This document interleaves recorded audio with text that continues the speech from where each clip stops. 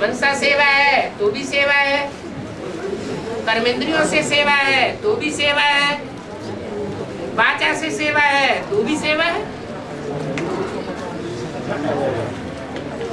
पापा जो भी सेवा करें वो लगन से करें, लगाव पूर्वक, प्यार पूर्वक।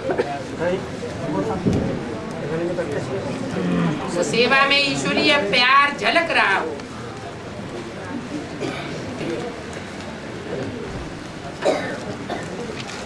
स्वार्थ का नाम निशान न हो।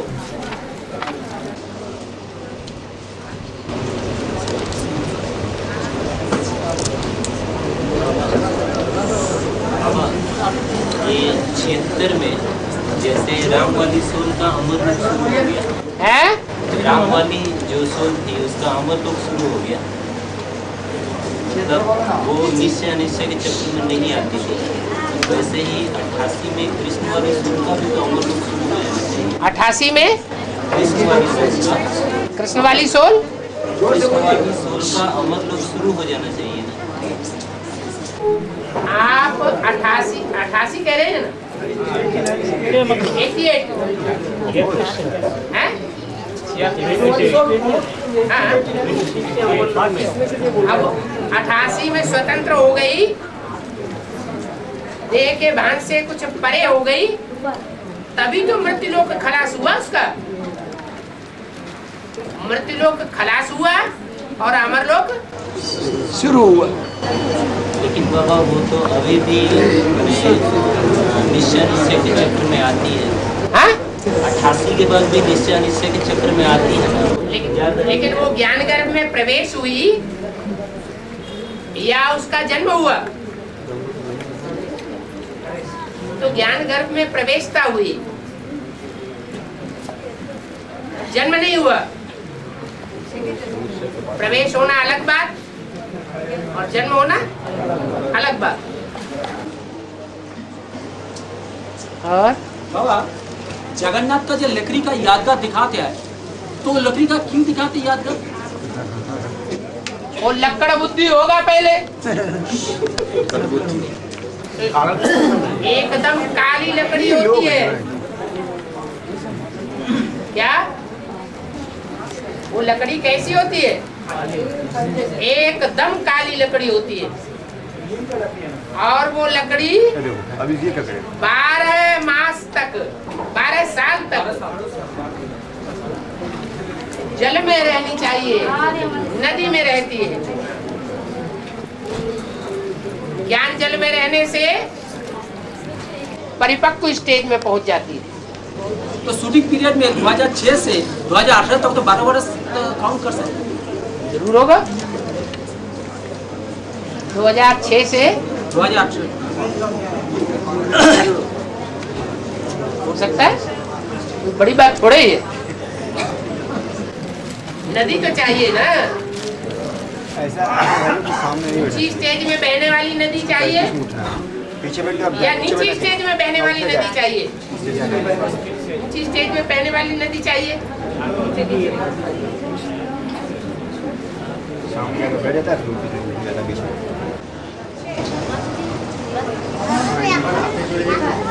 बोला मैं हर कल का संगम में आता हूँ, फिर बोला मैं जगह नहीं आता हूँ, हाँ, फिर बोला कल का संगम में मैं आता हूँ। हाँ। कल का अर्थ क्या है? मैं कल्प के संगम में आता हूँ। तो 3 बार कल्प रिपीट किया है। जब देवतावाणी की शूटिंग होती है 76 तक, तो देवतावाणी की शूटिंग में 4 अवस्थाएं होती हैं। सतो प्रधान, सतो सामान्य, रजो और तमो, ये 4 युग हो गए। एक कल्प हो गया। ऐसे ही त्रेता युगी क्षत्रिय वर्ण की आत्माओं की शूटिंग, उसमें भी 4 अवस्थाएं, 4 युग हो गए, एक कल्प हो गया। ऐसे ही द्वापर युगी वैश्य वर्ण की आत्माओं की शूटिंग। कहते हैं ब्रह्मा ने 3 बार सृष्टि रची और तीनों बार बिगाड़ दी। 3 बार जो कल्प बोला है वो शूटिंग पीरियड के लिए बोला है। सीढ़ी का चित्र में जो दिखाया है विदेशी को का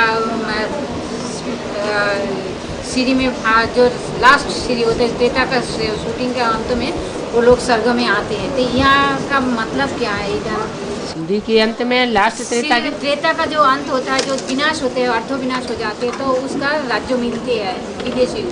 हाँ? तो इसका यहाँ के में क्या कैसे ये रिहर्सल होगा, ये मतलब क्या है? जो सीढ़ी के चित्र में ऊपर 4 भाई दिखाए गए हैं। वे एक है देवी देवता सनातन धर्म का बीज, और बाकी 3 है विदेशी धर्मों के बीज हैं। इस्लामी, बौद्धि और क्रिश्चियन। इन धर्मों के जो बीज हैं वो संक्षेप्तर से ही प्रत्यक्ष होते हैं। तो सबसे पावरफुल आत्माएं हुई या कम पावर वाली आत्माएं है? पावरफुल है, लेकिन विदेशी धर्मों के बीज हैं, इसलिए वो डिस्ट्रक्टिव कार्य करते हैं या कंस्ट्रक्टिव कार्य करते हैं। डिस्ट्रक्शन का कार्य करते हैं। संगम युग में भगवान का जो बना बनाया मंदिर है, जो घर गृहस्थ है, उसको तोड़ते हैं, इसलिए यादगार बन गया गिरजाघर। ये भगवान के बने बनाए घर संकल्प चलाए होंगे संगम युग में, तो उसकी यादगार भक्ति मार्ग में बनी हुई। वो तीनों सम्मिलित रूप से जो डिस्ट्रक्शन करते हैं एडवांस पार्टी में, तो डिस्ट्रक्शन का काम भी चाहिए या नहीं चाहिए? है? चाहिए। नहीं तो इतने ढेर सारे स्वर्ग में थोड़े चले जाएंगे। जो नई दुनिया बनेगी उसमें थोड़े जाएंगे या ढेर के ढेर जाएंगे? थोड़े जाएंगे। तो थोड़ी संख्या कैसे हो, इसके लिए वो निमित्त बने हुए। ऐसे ऐसे बम छोड़ेंगे। वो तथाकथित ब्राह्मणों ने तो बहुत छोटे छोटे बम छोड़े। वो ऐसे ऐसे बम छोड़ेंगे जो नाक में सूंघने मात्र से ही मौत हो जाएगी, सोचने का भी मौका नहीं मिलेगा।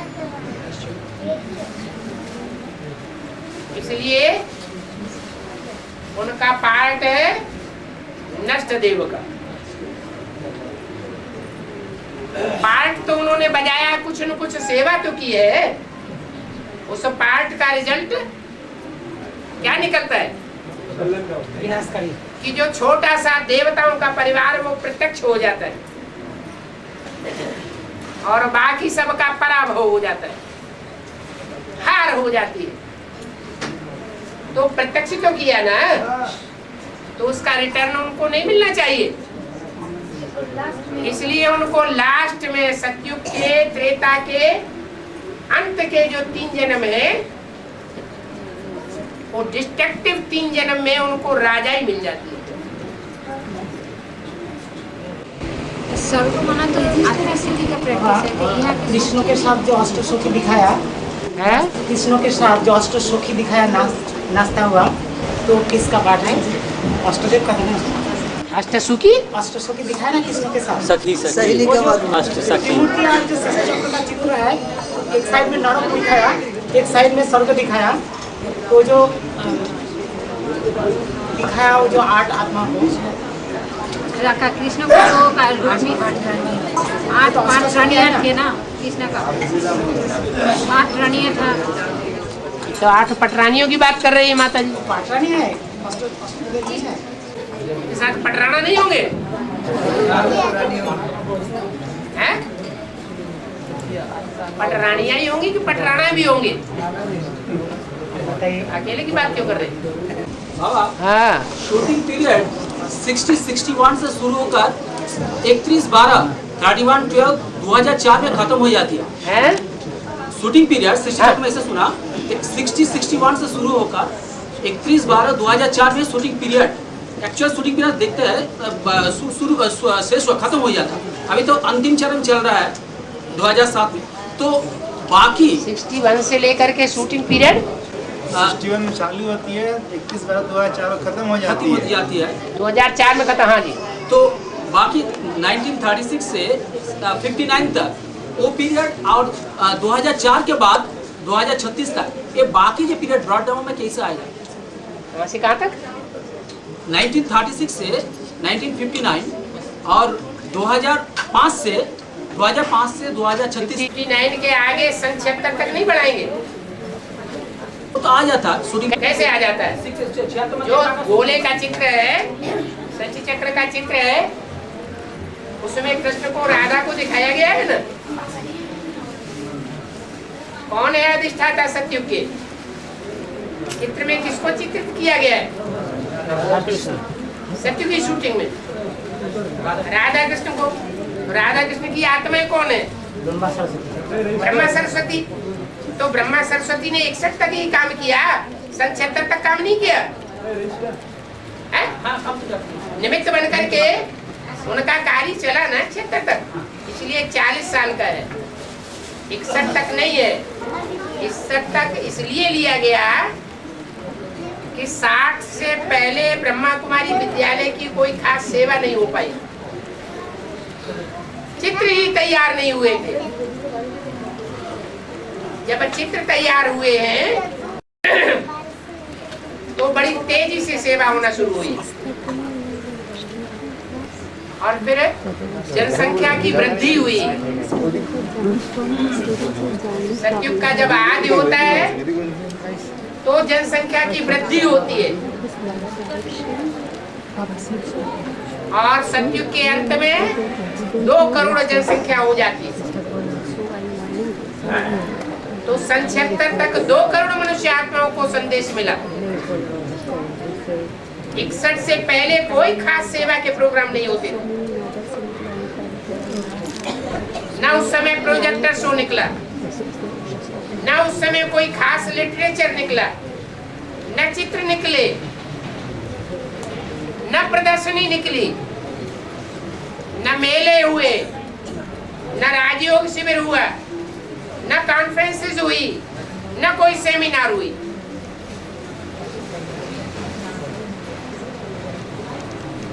न मेगा प्रोग्राम हुए। जनसंख्या की वृद्धि कैसे होगी? जब से जनसंख्या की वृद्धि हुई तब से कहेंगे। लेकिन वो आदि का समय सतयुग का आदि, हाँ, आदि का 36 से 59 तक 1959 तक वो पीरियड ब्रॉड डाउन में कैसे आएगा? वो संगम में संगम। और बाबा आदमी जब शरीर छोड़ता है, आदमी जब शरीर छोड़ता है, आदमी जब शरीर छोड़ता है, क्या सोचता है? शरीर छोड़ता है, शरीर छोड़ता है। शरीर छोड़ता है, हाँ। शरीर छोड़ता है तो राम राम सत्य से बोलता है। उससे राम राम सत्य है। हाँ, राम राम सत्य क्यों बोलता है? क्योंकि भक्ति मार्ग में जो कुछ होता है वो कहाँ की यादगार है? संगम युग की यादगार। संगम युग में भी जब मनुष्य सृष्टि शरीर छोड़ती है, मानवीय सृष्टि अपना शरीर छोड़ती है, तो अंत समय में लोग किसको याद करते हैं? राम वाली आत्मा प्रत्यक्ष होती है संसार में। इसलिए भक्ति मार्ग में उसकी यादगार चली आ रही है। फिर जब जब कोई मरेगा तो मरने के बाद राम नाम सत्य है कहेंगे। और बाबा संगम युग की यादगारी बोलो बोलो बोलो, कानों से सुन रहे हैं। बाबा बोल रहे हैं कि उत्तर प्रदेश का नाम का जो विशेषता है वो तो संगम युग की बात है ना, जो वहाँ से उत्तर मिलता है, इसलिए उत्तर प्रदेश नाम विख्यात होता है। उत्तर प्रदेश जो नाम पड़ता है, हाँ उत्तर तो वहाँ से ही मिलता है ना, कोई पत्तों को होता है। हाँ जी, हाँ जी, तो उत्तर प्रदेश नाम विख्यात तो यही संगम युग की शूटिंग की बात है। हाँ जी। मैं वही बोल रहे हैं, जो उत्तर प्रदेश जहाँ से उत्तर मिलता है सब कुछ। अच्छी बात है, यहाँ से सब बातों का उत्तर मिल जाए तो नाम पड़ गया उत्तर प्रदेश। इसलिए अव्यक्तवाणी में बोला है उत्तर प्रदेश को, यूपी को धर्म युद्ध का खेल दिखाना है। तो धर्म युद्ध का खेल अधर्मी दिखाएगा या धर्मी दिखाएगा? धर्म को सत्य कहा जाता है, अधर्म को झूठ कहा जाता है।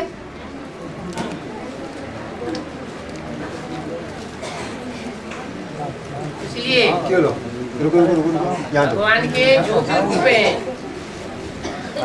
जो भी भगवान के अवतार हैं, वो कौन से प्रदेश में दिखाए जाते? उत्तर प्रदेश में दिखाए जाते हैं। चाहे राम का अवतार हो, चाहे कृष्ण का अवतार हो, चाहे शिव का मंदिर हो। कौन सी नगरी है? काशी नगरी।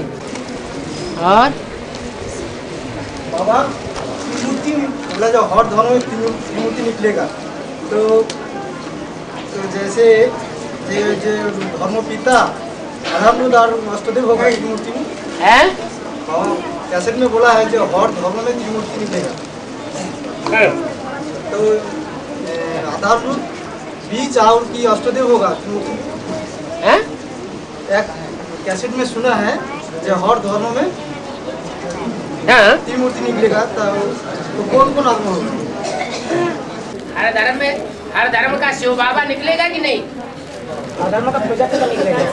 हर प्रजापिता कहो, शिव बाबा कहो, बात तो एक ही हो गई। शिव बाबा कैसा होगा? कोई निराकारी आत्मा आती है ऊपर से, कोई सूक्ष्म आत्मा ऊपर से आती है, सूक्ष्म पिता कोई ऊपर से आता है धर्म का, तो वो उन धर्मों का शिव बाबा हो गया। सही है बाबा, लेकिन जो अब वो आता है तो कोई में मुकर्रर रूप से प्रवेश करता है, हाँ? तो वो उस धर्म की माता हो गई।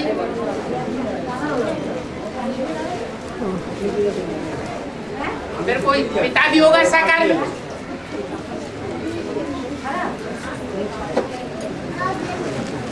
ऐसे ही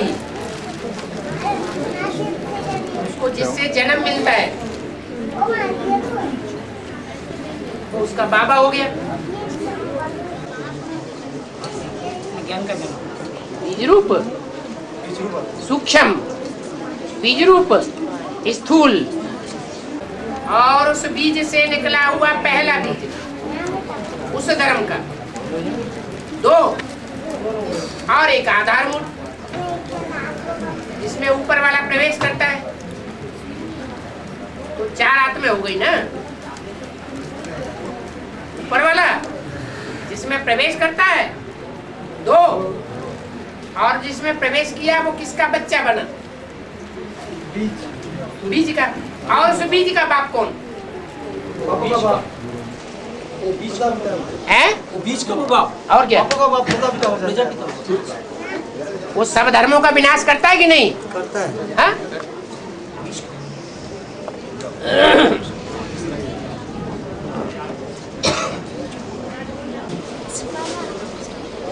हाँ? हाँ? हाँ?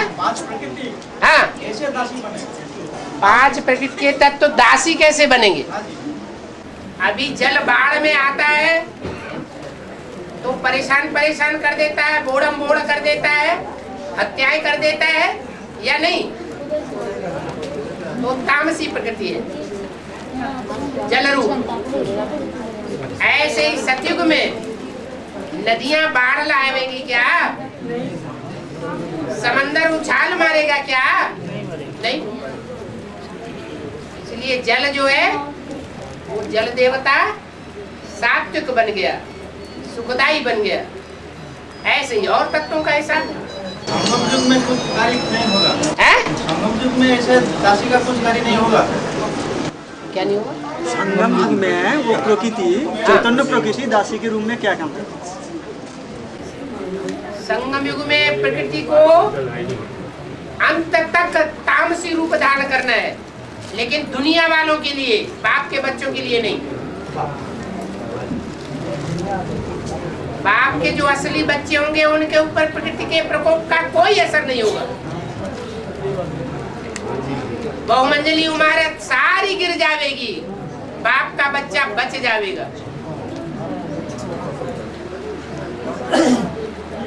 प्रकृति तामसी होने के बावजूद भी बाप के बच्चों का कुछ भी नहीं बिगाड़ सकेगी। माउंट आबू में सेफ्टी हो जाएगी है? माउंट आबू में जाने के बाद सेफ्टी हो जाएगा ना गाड़ी से? माउंट आबू तब तक है जब तक लास्ट विनाश नहीं होता है। लास्ट विनाश में सब कुछ खलास हो जाता है। पृथ्वी का जो भी अणु जहां से शुरू हुआ है चक्कर लगाना, वो वहां का वहीं पहुंचेगा।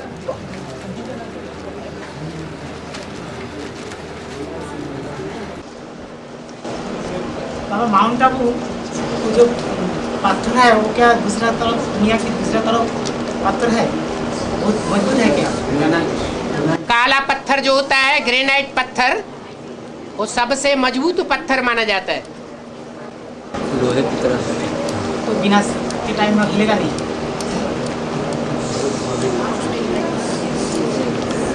पत्थर की बात नहीं है, पहाड़ की बात है। क्या देख रहे हैं?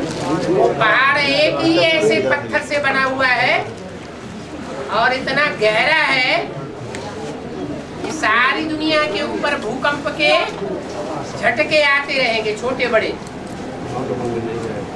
माउंट आबू के ऊपर कोई असर नहीं होगा, लेकिन लास्ट जो विनाश होगा, एक साथ सारे ही एटम बम फटेंगे,